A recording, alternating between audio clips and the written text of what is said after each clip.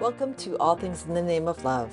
If you like this show, please like, subscribe, and share. Thanks. Welcome to another episode of All Things in the Name of Love. And today I have with me TeZa Lord. TeZa. TeZa, excuse me. That's okay. We talk and I forget to ask you how to pronounce your name. So funny. Yeah. But among other things, other than being a beautiful soul sister, she is a spirit author, activist, artist, lifelong yoga practitioner, and meditation practitioner, a naturalist, student, and what I loved was your connection with Mama Gaia. Mhm.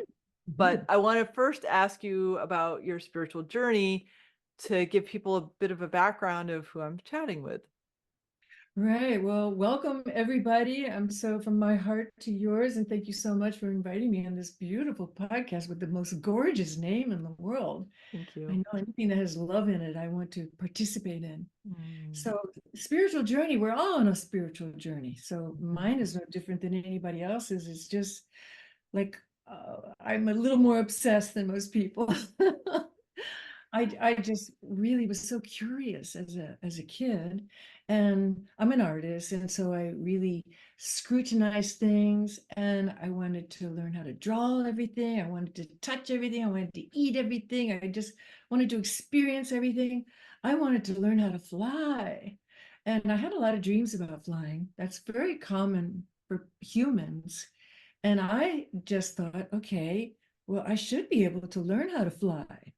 And what I realized was that was spirit calling. Spirit Mm. is to be free of worldly bonds, to be free of judgment and control, whether it's somebody controlling me or me wanting to control something. And so the whole aspect of being very light and free led me to being an adventurer. I wanted to travel. I wanted to see and taste and feel and participate with as many different kinds of people as I could. So Mm. I left behind my upbringing. I left behind the way I was supposed to be, the society I was supposed to be in, even the country. I fled the country and I spent all the 70s in the Caribbean, the West Indies, and I sailed and I had businesses and I love plants. So I became a botanical illustrator for a Mm. university back in the States. So I had a lot of interesting things to keep me busy as I explored nature. Because to me, my first and foremost teacher about spirit is nature in all its various forms. I call her, the divine, the sacred, and it's the cosmos, it's consciousness. You referred earlier, Christ consciousness. I love that. Cosmic consciousness, just unity. I just felt it. And so once I really decided that that was my reality, not what I was told back in the States was okay, there's government and there's career and there's family. I wasn't interested in those things. Mhm. I just wasn't. I was interested in unity of all. And Mm. and so I just went for it. And in whatever way I could. Basically, I followed my bliss. Mm. And my bliss was a pretty adventurous road and uh, and it's been for a wonderful, rich storytelling with all the books that I've written. And I just published my first novel because some things you need to have fiction. You need to Yeah. go into the magic of life in order to portray certain concepts. I'm sure Mhm. you understand, right? I Being completely portrayed. understand. Yeah, so working in fiction for the first time was so freeing because all my books are flights of fancy, but they're nonfiction narratives, Mhm. and so there's to me, life itself is magical. So even if Mhm. I'm telling, okay, I went to the store today and I bought some tomatoes, and I put a spin on that about how, it's just such an enchanting experience instead of, oh God, the drudgery, the Yeah. chore. I find the magic everywhere. Mm. I love that your soul was so determined to bring you on that path. I had innate curiosity as a little one, and as I mentioned before I pressed record, I grew up in Fairfield County, so in Connecticut, and so there was a lot of, I'll say, a different frequency than my soul was, and so until I came out west, I had awareness of my intuition, and I had moments of magic, but when I came out west, it really expanded. And I got a very, very deep connection with nature. And through one gorgeous grandmother cedar up in Portland, Oregon, I learned how to talk to trees Mhm. and receive their energy. And they are very talkative, especially the cedars and the redwoods and the sequoias. They love to talk to me. Oh, I'm just thinking about that beautiful book, Let the Trees Speak. Do you know that? Mhm. Oh my goodness. Yes, yes, yes. Right. Those of us who commune with nature as an entity, as a Mhm. being, as consciousness that is just equal to our own. You know, so many people think, oh, we're the superior ones here on Earth. We are just, we're just part of the whole bubble in the Mhm. bubble mix. Yeah. But we Yeah. are so blessed to be able to listen to, I mean, yeah, sometimes it's painful. We hear their sorrow also, but Mhm. we mostly tune into the magnificence that, especially with trees and Yeah. all plants, all the cellular beings. Yeah, Mhm. it's a gift. And for people who haven't had that experience but want it, it's easily attainable. I just want to assure everybody, it's not like, oh, we're so special. Every single person who wants to have that connection, that magical connection, can have it just by allowing themselves, just by saying, I really want to feel the magic in life. Because I know a lot of Mhm. people don't. A lot of people are in the negative head frame, and that's their choice. Right. You know, that's their choice. Well, and it's part of it's, well, conscious or unconscious choice, I'll say, because um, having experienced the awareness that I know my soul came in to heal a lot of ancestral trauma. Through that, I had to undergo a lot of programming so I could understand what the trauma was. And I chose and still choose on a daily basis to remember the deeper level of who I am. And that's a conscious choice. And so I navigate the unconscious and the subconscious, which is the greater part of me, with the limited consciousness and my access to my source self. So I can more easily see the divine being I truly am. And I sense in our consciousness right now that more people are beginning to remember that. And I'm not sure if you've seen that in your interactions or not yet, but I have in where I am in little Podunk, Oregon. Oh, everywhere, everywhere in the world. I mean, it's not just site specific. I Mhm. think that we're leading up to a really incredible crossroads of the spiritualization of humanity Mhm. because we're coming to the brink of it's now or never. Right. It's like get your act together Mhm. and realize that there's much more to this and experience Mhm. of being alive than what people have always thought. And Yeah. those who don't participate in that consciousness are truly suffering, Mhm. truly filled with fear. Yeah. And that's their choice. I'm not saying that they're wrong, that's their choice, Mhm. but that's not the only choice. And why Right. would you choose that? Well, because maybe a lot of people, that's all they've had. Maybe they're Mhm. stuck, they're Connecticut's. I know I was raised in suburbia. I know what you mean. I was raised by parents who were pretty much against the freedom that my soul came in with. Mm. I started running away from home and I was like 5 years old. Oh, I wow. I said, these people are not for me, but oh yes, they are. Come back and bang, bang, bang. It's, I got punished a lot and I suffered a lot. But Mm, through the trauma and the suffering and the fear and all those negative things that a lot of people have experienced, most of us being alive have gone through some kind of sadness or trauma. mhm, That's where the light comes in through mhm. the darkness. It's like Yeah, you, the shadow self. I mean, we have to embrace that, and it's just part of our initiation yeah, into the spiritual realm. I mean, maybe it's would be difficult to grasp the heights of the spiritual experience if we don't go to the depths. I'm right. not saying everybody should go to the depths, but I know I did. And Yeah. so I am so appreciative of the fact that I have chosen to not see that that is the only way to be a human being Hmm. differently. Yeah, and I have to speak a little positively about my parents. My mom was a musician, so she had that Mhm. free spirit, and my dad, he was a math teacher, but anytime I went out to nature with him, especially if we were in a boat, he'd be like, "Shh, look at the beaver." Or Oh look at yeah, the turtle sunning itself. So like he from a very early age imbued me with that awe yeah, of being present.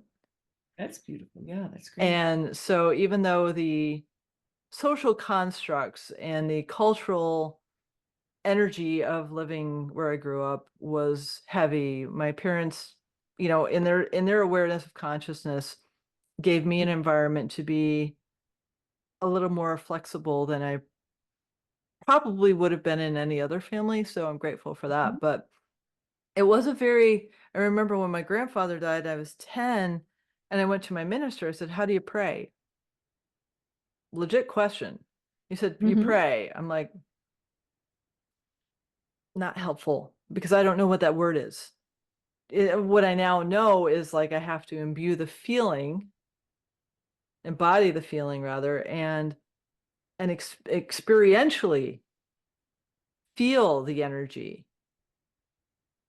He didn't have the language or the awareness to explain that to a 10-year-old. And so I was floundering because I saw my grandfather sitting on my bed for 3 days after he Uh-huh. died, telling me he was okay. And I didn't know who to talk to. Wow, that's amazing.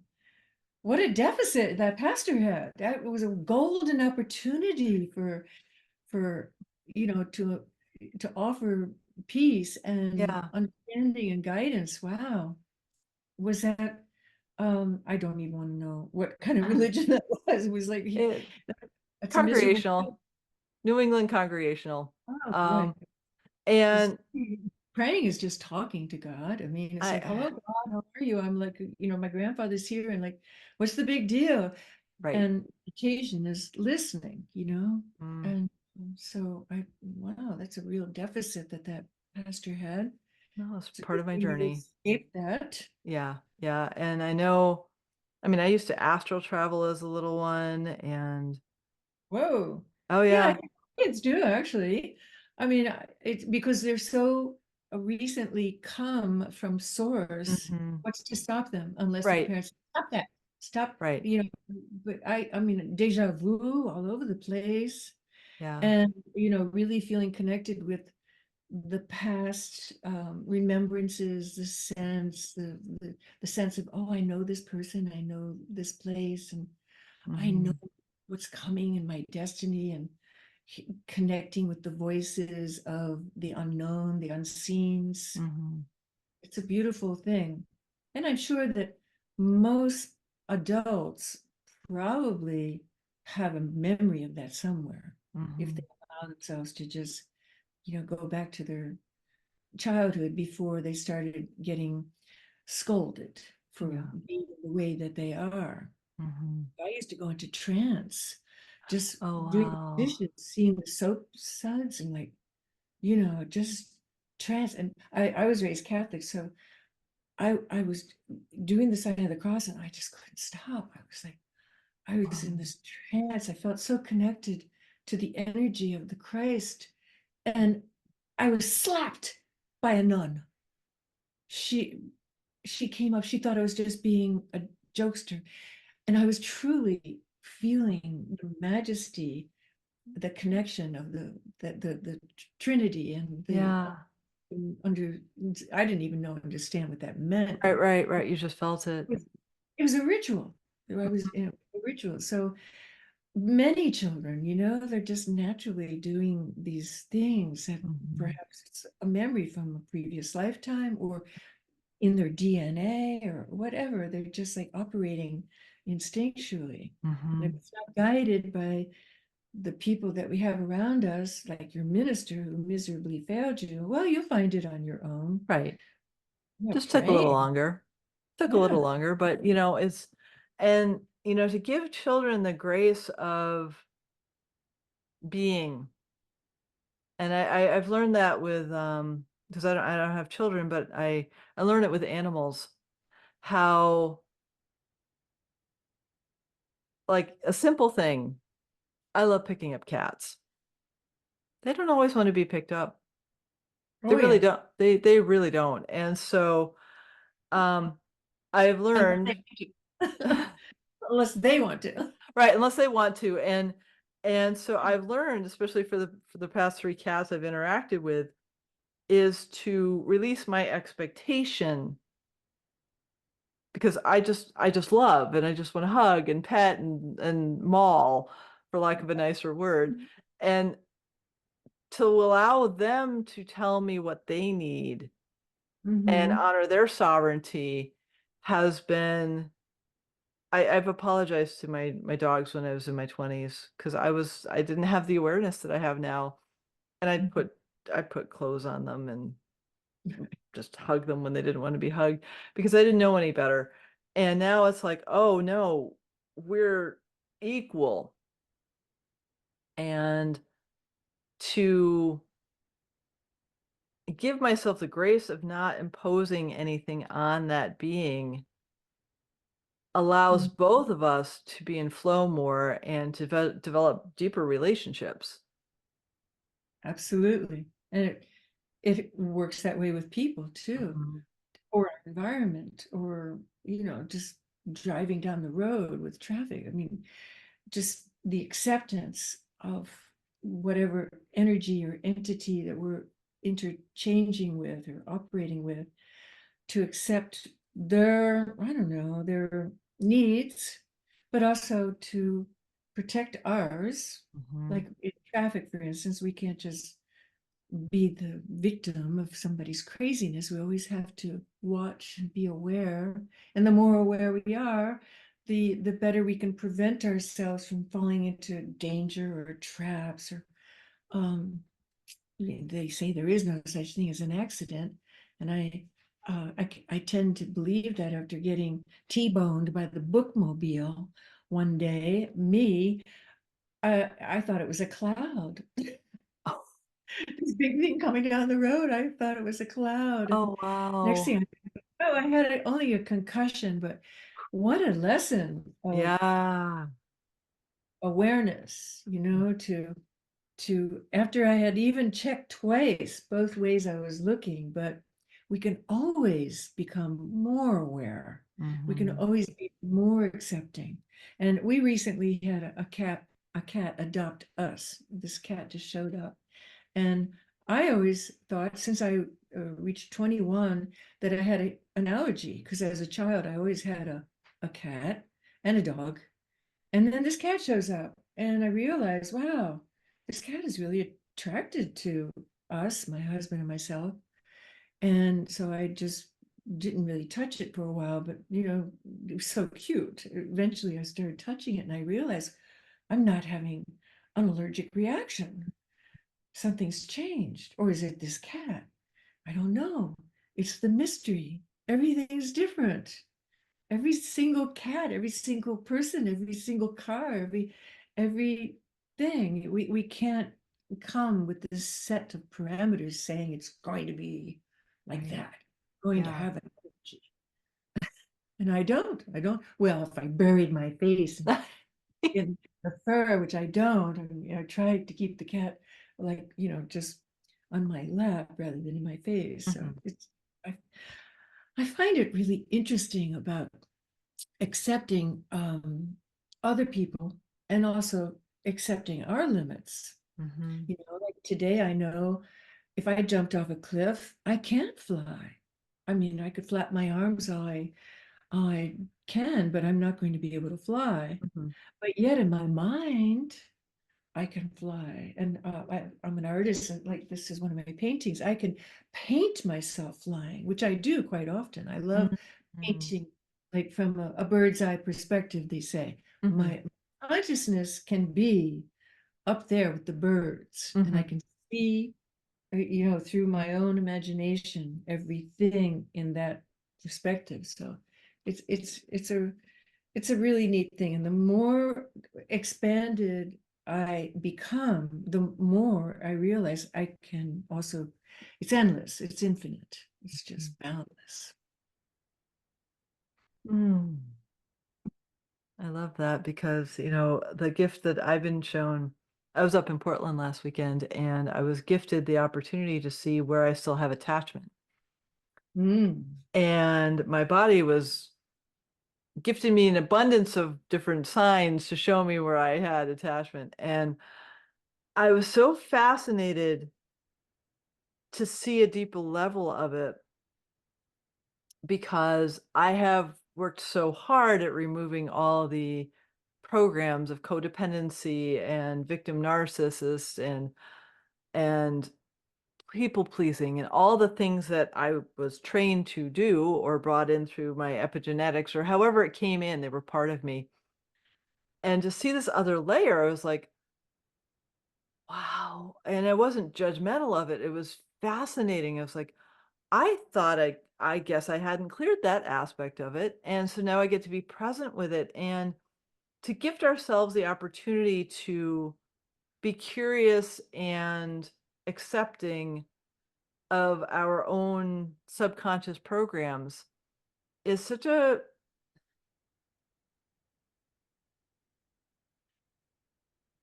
because we've been trained to judge ourselves.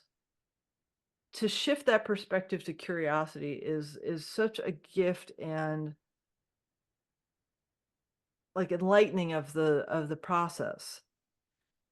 I totally get what you're saying because I'm going through the same thing. It's so funny that you mentioned that because uh, I really relate to, I don't know the word epigenetics. I'm gonna have to look that up, but that sounds intriguing. Uh, what I discovered, because I was given an exercise in a spiritual group that I work with, to really watch my thoughts. And by doing that, we understand more about, what we're doing here, obviously, and what our purpose is and how we are operating along the way. Mhm. So I more than ever have been interested about, well, what is going on in there? Because over many decades, I've trained my mind to operate on a mantra.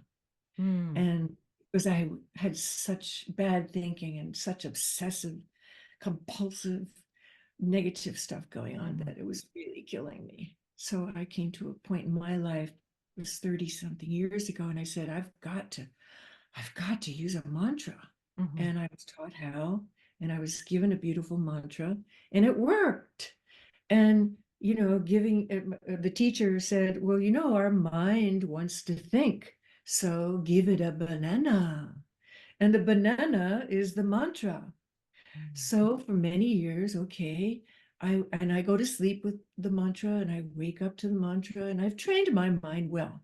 So this week I'm looking at my thoughts because every once in a while the mantra kind of dissolves and it floats away.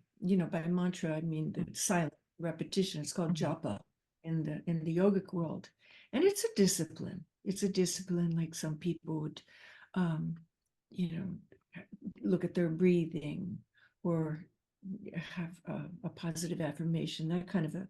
So I'm looking at my thoughts and I realize, oh my gosh, I still have judgment, Mm. not just of myself, but you know, and it wouldn't be constant, thank God, because I mean, years ago, it Yeah. was constant. And that's what drives people insane and Mhm. keeps them up at night, either worrying that they're not good enough or not skinny enough or not Right. rich enough. You know, for me, it's not constant, but I had been a little spiritually arrogant, thinking, oh no, I've erased that human tendency. Mhm. And I realized, son of a gun, I'm human. I I still have this judgment. Mhm. And you know, it didn't depress me. It's so funny. I actually said, I'm kind of glad because it just means that I'm still so much a part of this human race that I love. And even though yes, like you, I've done the work, the codependency was a killer. To me, that's the heaviest addiction there Yeah. is. Yeah. I've been through AA and NA and all the other AAs. I was a total addict. I've been in recovery for 30 some Oh, years. wow. Yeah. This is my 30th year without substances. That's It's, amazing. I know, it's great. I love it. So that's life begins when you give up the substances. Mhm. So I actually was kind of humbled by knowing that I still have this tendency that I used to be driven insane by. Does that make sense to you Mhm, that I mhm, mhm. actually saw it as a gift that Yeah. I still am like a beautiful, just little cell in this human family. Mhm. And arrogance is not a good thing to have. You Mm. know, there's a very important sutra uh, coming from the Vedas that says those who know don't know, and those who don't know. Mhm. And it's a wonderful thing to always remember that just when we start to think like, oh, I've got this, I'm really so spiritual, you know, that's when we usually whoops, we slip on the banana Yeah. and Yeah. fall on our ass. I'm laughing because like when I went through the academic thing, right? So I get the penultimate PhD. Ooh, big deal, right? Well, I think that doors are going to open, right? Because that's what I was led to believe. Ha, ha, ha, ha, ha, ha, ha, ha, ha. Yeah. I had to Uh-huh. call myself Dr. Reesberg for a while because it sounds cool, right? But like, Right. really, I I mean, grateful for the experiences. So grateful. Found out so much about myself that I didn't know was possible. Like, I am not a research person. Mm-mm. I'm Mm-mm. an Aquarius. No, Mhm.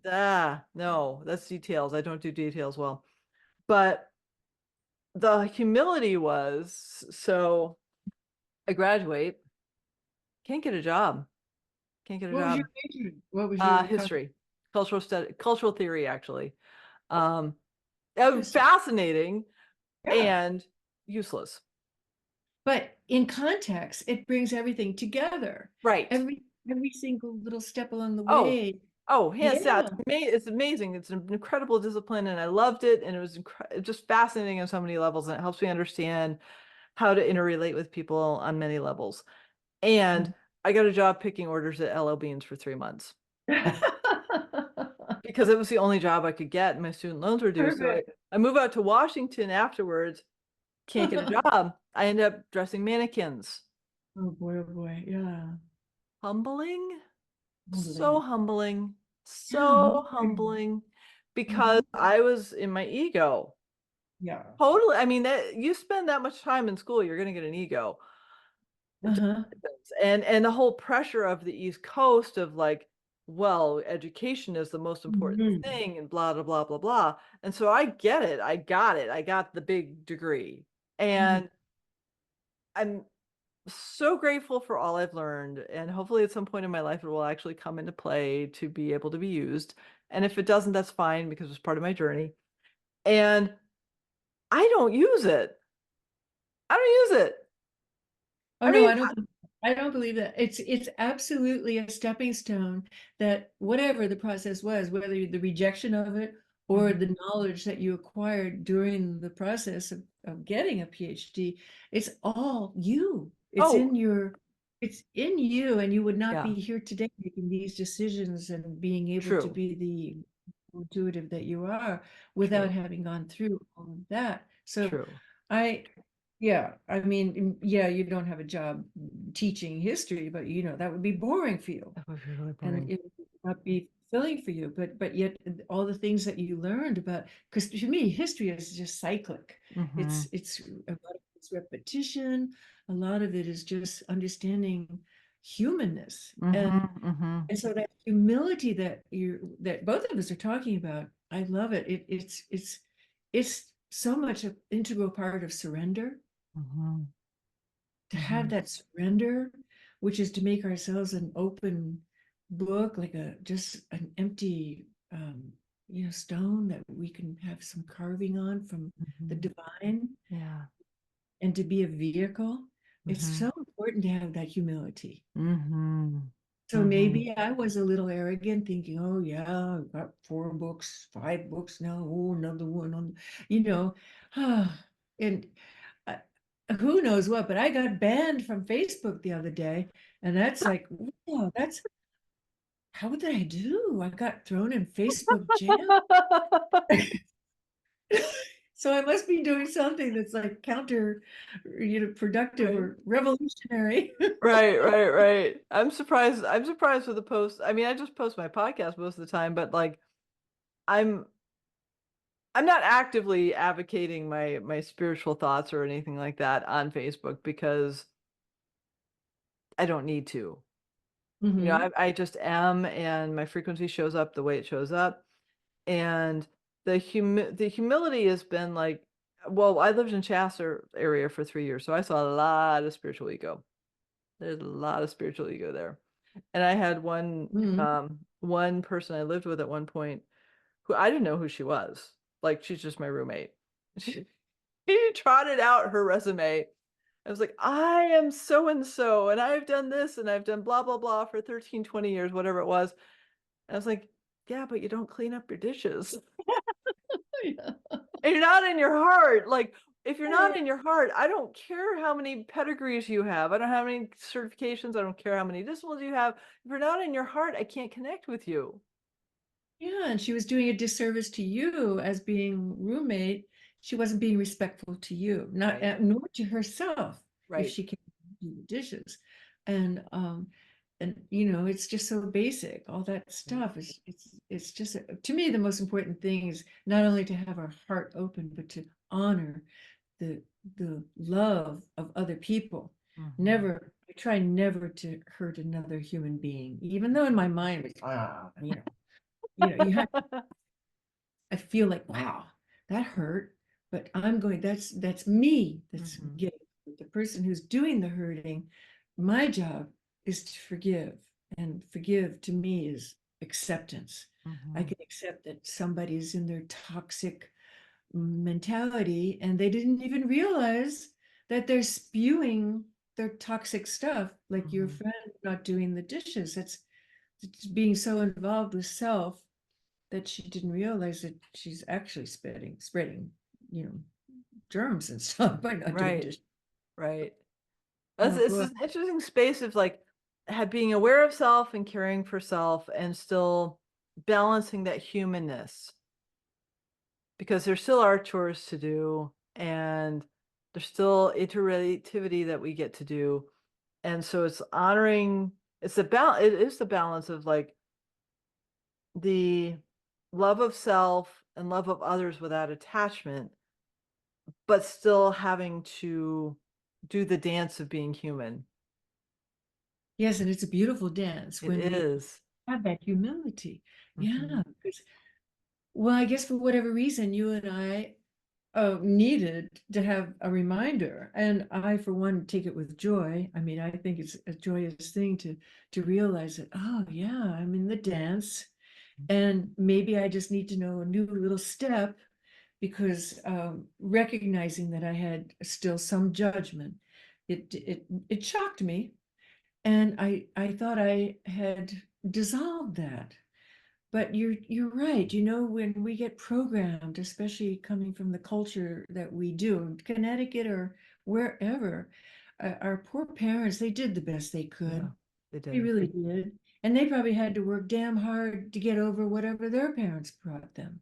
I know Hmm. my mother was a first generation immigrant from Oh, Lithuania. wow. Oh, wow. First language was Lithuanian. And my Oh, father was like from the second load of pilgrims. So he was like old American. oh, wow. And my mother was new American. So there was very interesting coming together, to Yeah.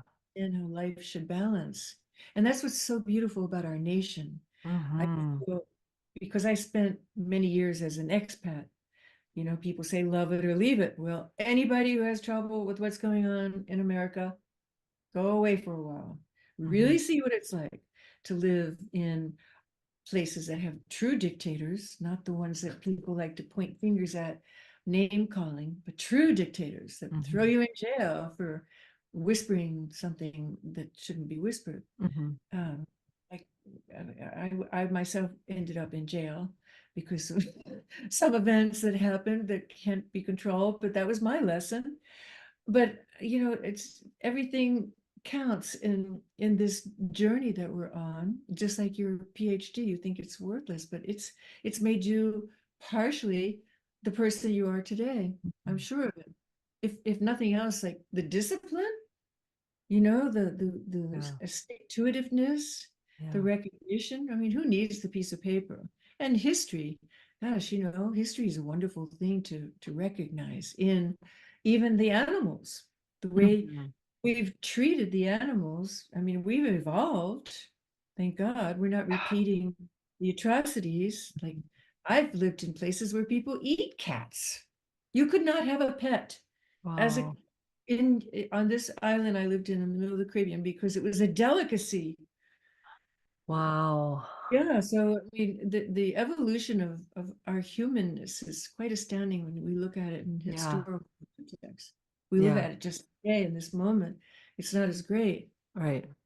Right. Yeah. I remember I went to China in 2016 and, Western China, the Himalayan foothills. First day I get there, I see a woman who was probably in her 70s or 80s, and she's sweeping the ground, sweeping the sidewalk, and she gives me the evil eye. And I Mm. studied Chinese history, and I'm like, I know what that is. We're foreign white devils.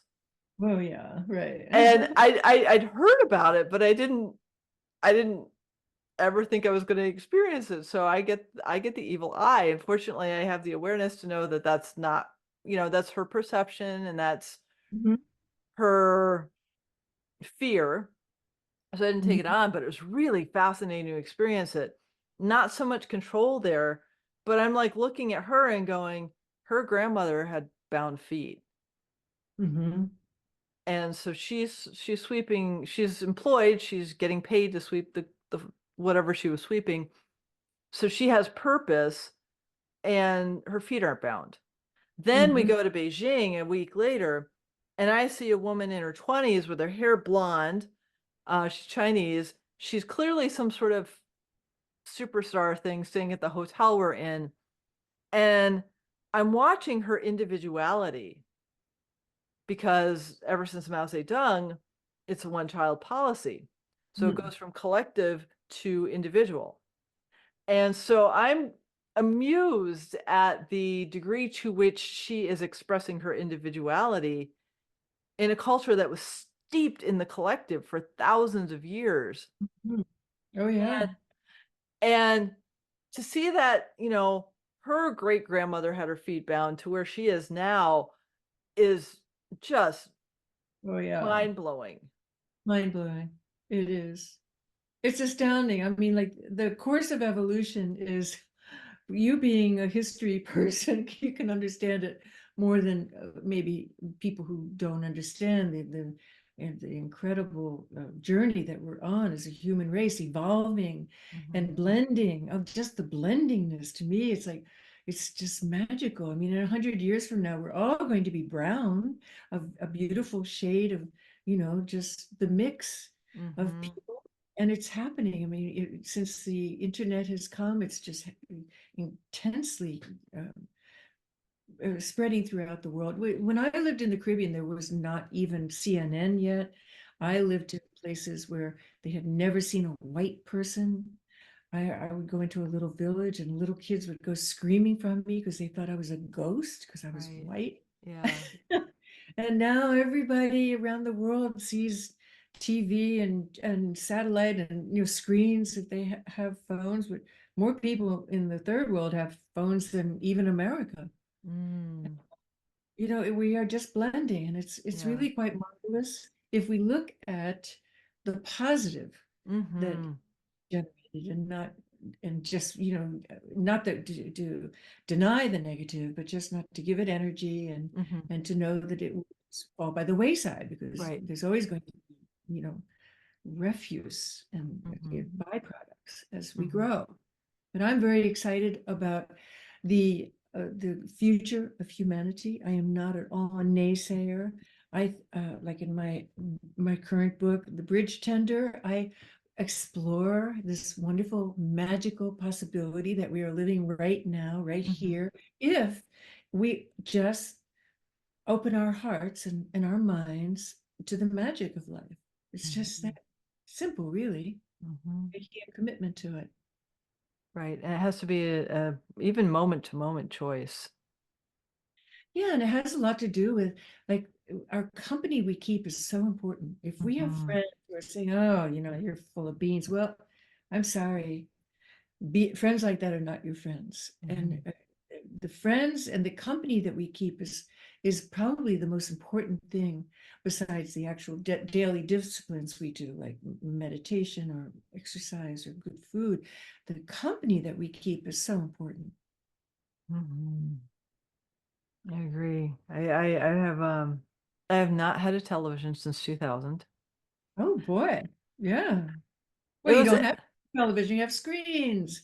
Let's true, true. yeah, But back in the day, that was a big deal. Like I remember when yeah. I turned off cable in 1998 because I was with my ex-husband and I wanted to see how our relationship would last, if our relationship would last, if I Oh, turned off cable. And it didn't. okay.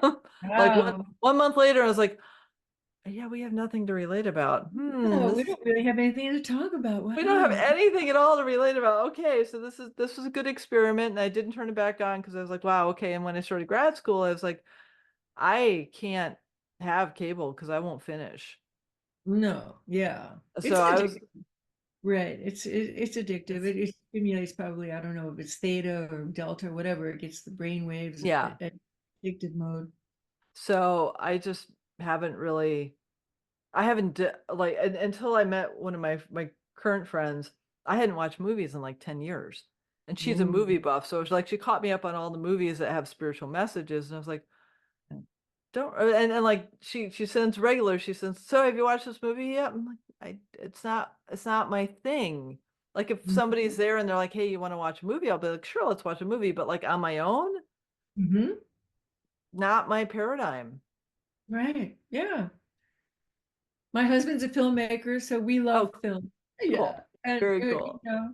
and we just really love the idea of creating a fantasy, and Mm-hmm. creating an honorable way to tell stories that engage Mm-hmm. people, and educate them more about nature, because the films are about nature, and myths and magic and things Mm. like that. Yeah, so we're okay about films, but we're pretty particular. Yeah, There's so much garbage out there. I right. mean, if people are not particular, if they don't discriminate, that's Right. another important thing. Besides having good company, discrimination, which is a yogic discipline. It's called Viveka. I love that word, Viveka. Mhm. There was a very famous actress named Viveka who was a yogi.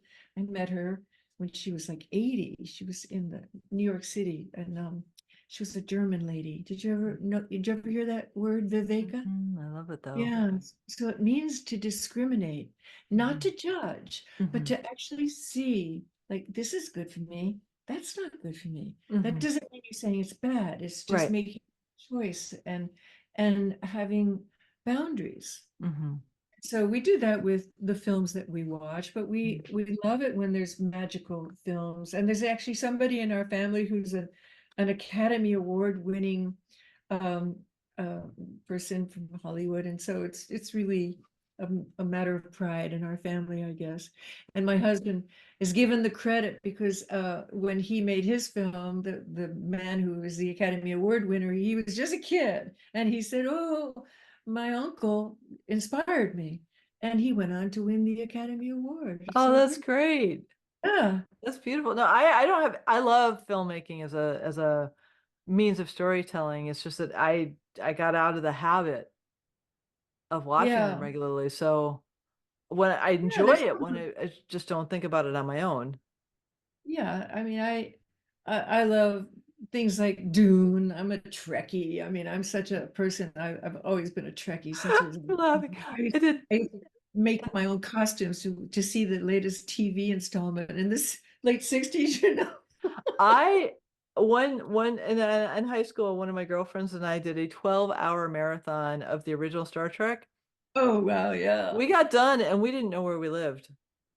We were yeah. so taken to another dimension. It was so wild. It took us like a couple I days to be like balanced again. I got a spiritual message every time I saw that show. To me, it was Mhm. very not just intergalactic, but inter, exploring of the self and Mhm. how to deal with different personalities. I Yeah. learned so much about being human.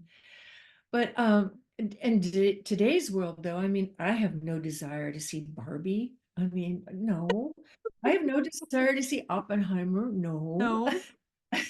No, But neither one. I Yeah. did go see Dune because I'm a sucker for like explorations of other places, and Mhm. it's cool. And one of my favorite writers is Ursula Le Guin, Mm. who's the they call her fiction, speculative fiction more than science fiction.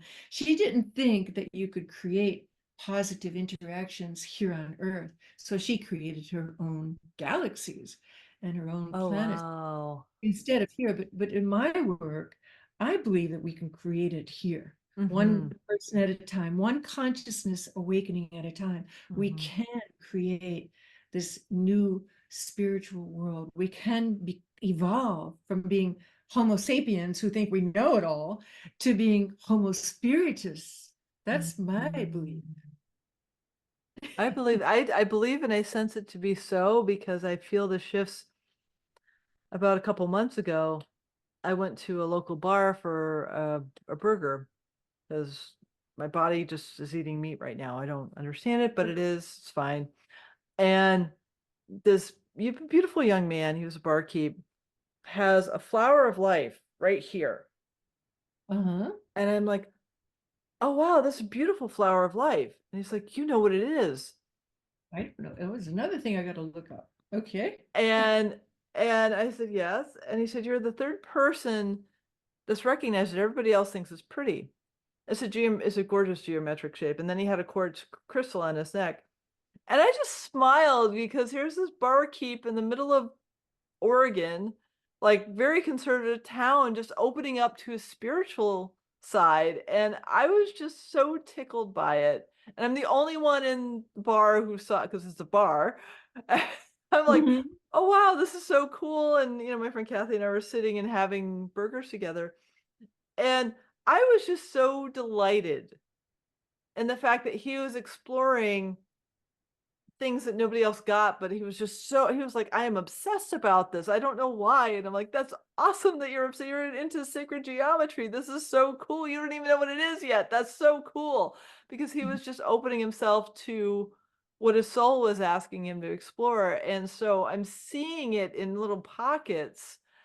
And it's just delightful Yes. because people that I wouldn't have seen are curious now.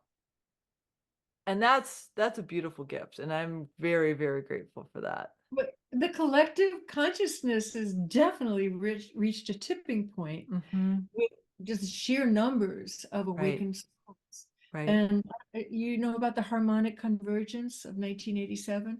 I Mhm, participated in that. That was the date when, was it 99,000 mhm, awakened sun dancers, they were called. And this is from predictions by Nostradamus, and it had to do with the Book of Revelation and Mayan stuff. And that was the celebration. That was the tipping point. Mhm. And Jose Arguelles, who went around the world organizing that event, who's no longer with us, sadly. But I mean, he made that his life mission to honor it with the ritual of what he called the harmonic conversions.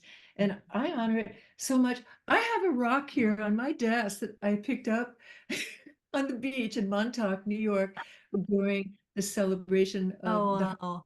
conversions. This is emblematic of, I pick up rocks wherever I go, heart shape mostly, but this is kind of not totally heart shaped.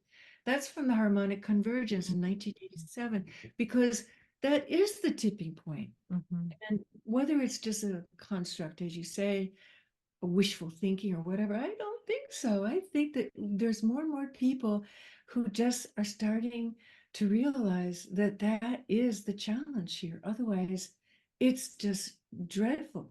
I mean, if you're Mhm. stuck in fear, if you have not given your surrender to love, you are going to be stuck. You're going to be stuck in a very dark place Yeah. that's no fun and not happy. Yeah. And who in their right mind would say no to the light of the spiritual world, or Mhm. the whatever the flower of life is about. I don't know. I can't wait to check it out. I don't have any tattoos myself, but I wear, this is Pachamama from the Mhm. Inca, from Machu Picchu. I mean, that's, to me, I celebrate all ways that the people around the world and all different cultures have celebrated nature. Mhm. And nature is telling us we have come to the time when we have to become spiritual and recognize that we are all connected, even connected to the earth. Mhm. And that's what it's about. So I think it's a very Mhm. important time in mankind's history. I feel that. I was in a meditation in February where we were shifting the consciousness because it was Kali Yuga. It was the end of Kali Yuga. It's not the end of Kali Yuga. We are in Kali Yuga. Oh, We interesting. are Because in Kali Yuga right now. when does it end? Oh, tens of thousands of years. There's no rush. Oh, The so Kali Yuga interesting. is the time of the spiritualization of humanity. Okay, well, something ended recently. Oh, the other yuga before it, I don't know. Yuga is a It was a time. Kali Mara, maybe. It was something happened in February. The point is, something happened in February, and it had a lower vibration, Oh, yeah. and it stopped, and it was turning the energy around, and it felt like a big ship that had stopped the engines, but it hadn't stopped, so it was still like sputtering along until it actually stopped. But Mhm. energetically, that's what I felt, and so I was like, "Oh my gosh, that heavy energy has like stopped, and it's just like drifting to the stop point." And so that's what I was feeling back in February, and I've seen that shift in the past couple months to reflect that. And then yes, I know there's like a whole bunch of chaos going on, but it feels like it's more like it's got like I'm trying to get the word for it. Catalyst. Catalyst is it's yes, there is a catalyst, but it's also like I've moved a lot, and I plan, and I'm careful, and I'm da da da da da, and then there's the last hour. And the last hour, I don't care about anything. I just start tossing things arbitrarily or donating things because I'm done moving. And Mm-hmm. that's the energy, is that last hour of the done Mm-hmm. kind of energy that I've been feeling, of things getting kicked up and thrown around to um it's like the end of a storm where all the things are flailing around, Mm-hmm. and that's what I'm feeling. But on the Mm-hmm. other side of that, there's a lot of lightness. Right. Well, what you're going through is interesting, and I don't feel that way. That it's a worldwide event. Maybe it's your own personal. energy, Mhm. but there is definitely worldwide some heavy duty challenges that are kicking us into making choices, Mhm. each of us individually, and of course, as little molecules and corpuscles of nations or communities, we are coming to a real important time. Mhm. And the only thing that we can do at this time is to generate as much light and as much love and as healing as we Mhm. can, because there's some forces that are upon us that are going to get pretty intense in the next couple of months. Mhm. And the ship to me is definitely not breaking. It's not trying to stop. It's like it's ramrodding its way. In Mm. my estimation about what's going on energetically, it's ramrodding its way through any other definition of decency, morality, sanity. I mean, it's just fucking nuts what's going on. It's just fucking nuts.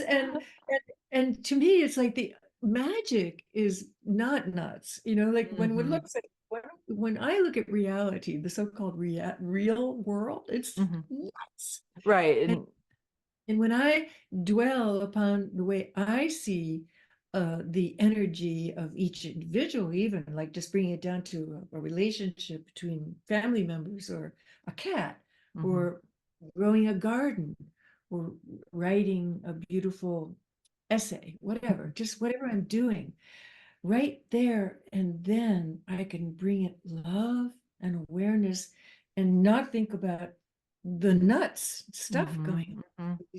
It's Kali Yuga. That's the Kali Yuga. The Kali Yuga is the ultimate challenge that has brought us to this point in evolution. And it's get spiritual, folks, or die. That's Mhm. really what Kali Yuga is about. And Yeah. I know myself, I feel I have enough love and light for not only, close people, but for anybody who's listening. And I share it through my books and I share it Mhm. through doing meditations on my YouTube channel and as talking with as many podcasters as I can to spread the Mhm. word. But whatever it is you're going through, I feel I mean, this is just my intuitive hit. It's good, and it's good you're sensing that it's come to I don't know if it's a halt. You say you're still feeling it, but there's something happening in you. And I don't think it's happening to the whole world, though.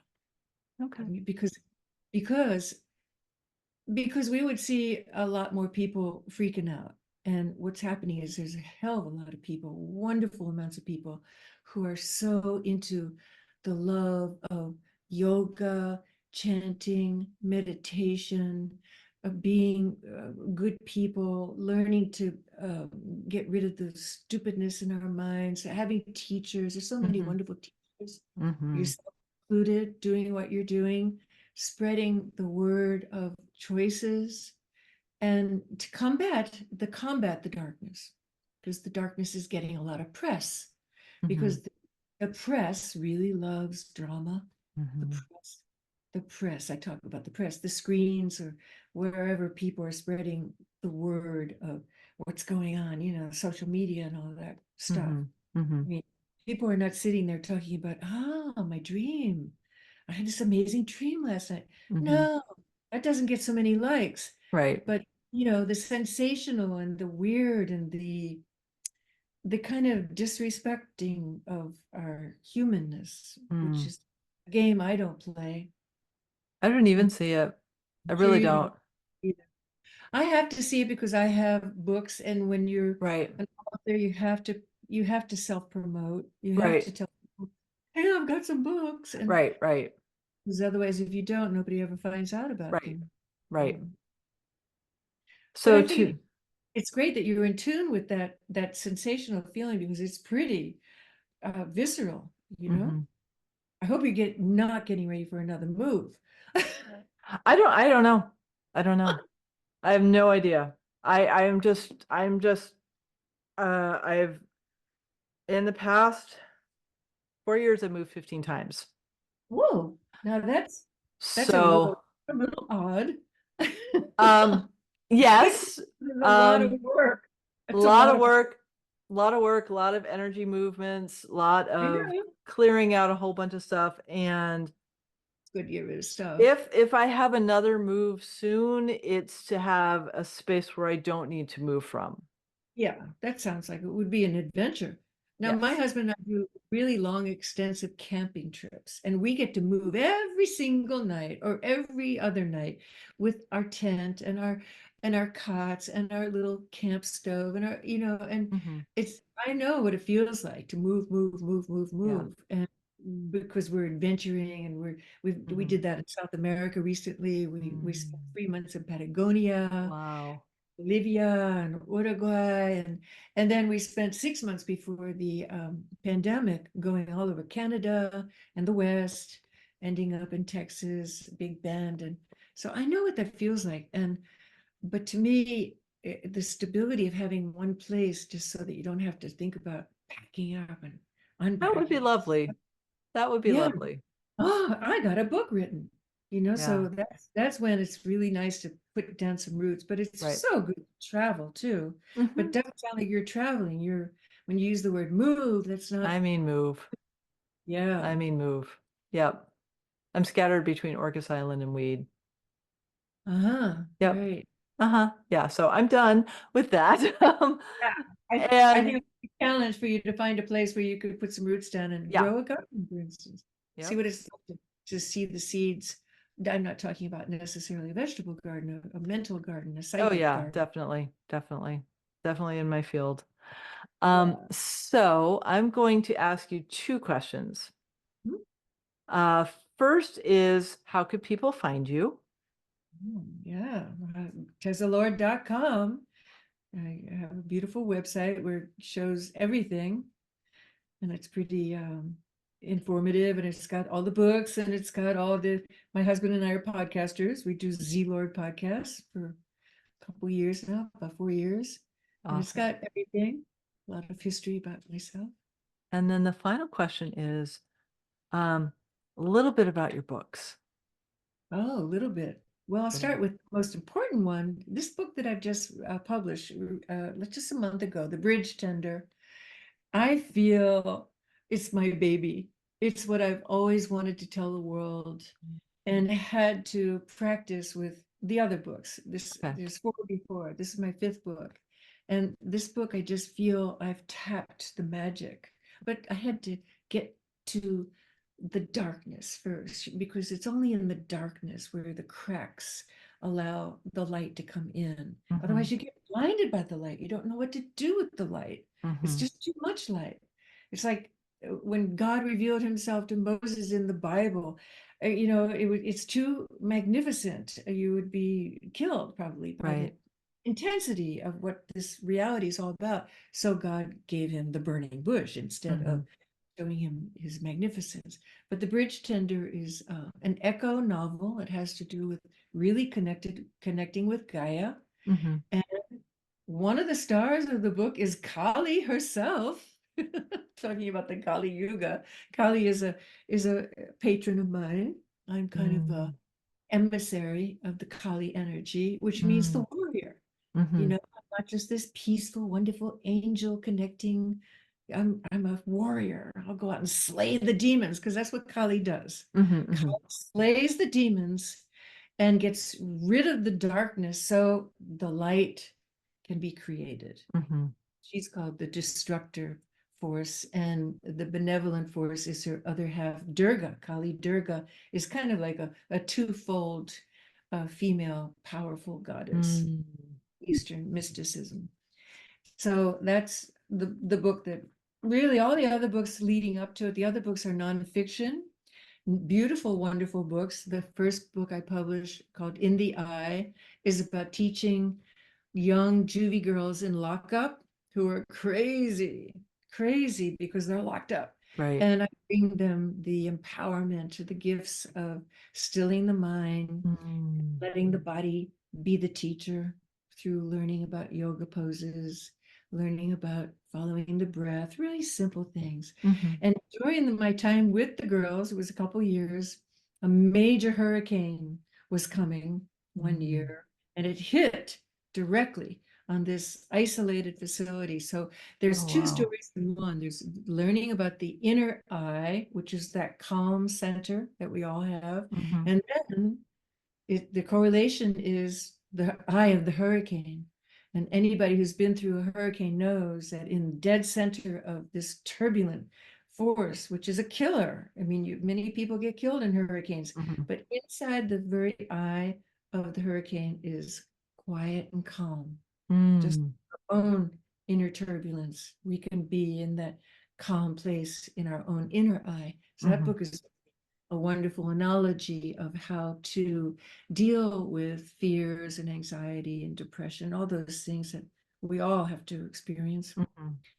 And the next book is called Zen Love, which was a journey of family life, blended family, different kinds of people, different thoughts about culture and economy and God and how to raise kids and how to take care of the old people and three generations. And it's Mm. the story of my family that I married into. I never had children of my own, but I raised my husband's two kids, helped him raise them, Mm. saved their butts actually, because they were really stressed out little bunny rabbits when I Mm. met them at Mm. the age of 2 and 4. Oh, wow. Yeah, I was a full-time angel mom, I called myself. I didn't Mm-hmm. use stepmom. I'm an angel mom. And then the third nonfiction is called Hybrid Vigor, which you would really be interested in most probably because it's about animals. It's Mm. about the psychic power that animals teach us and that we have the same similarities as they do because we are animals. Many people don't honor that. They Mm-hmm. think, whatever, we're Mm-hmm. not part of the animal kingdom. We are. And so each of the animals that I explore are my own personal experiences and lessons that I've learned and communications that I've been blessed with, like, for instance, calling in a pod of dolphins just by using Mm. my mental welcoming vibration. Mm-hmm. Voila, there they were. And we made Mm. and just had a wonderful time. And I sort of wanted to go with them. Mm. I said, no, I have to continue being a human. Unfortunately for now. Yeah. And there's other animals. Some of them are domestic, but most of them are wild. Mm. Snakes and turtles and even like a moth, that kind of thing. Mm. And my first book was an art book. It's called We Mm. Are One. And that is purely magic with vision and just a tiny bit of verse and full color.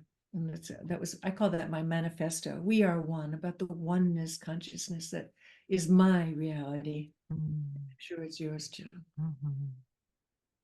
Well, I want to thank you so much for your time, the gift you are in the world, and for your light. And I'm so grateful that you and I had a chance to have this conversation. And I just want to reflect that I so appreciate you. I'm honored that you asked me and invited me, and I so love your work and just continue bringing love to as many people as we can together. Mhm. Thank you. Thanks.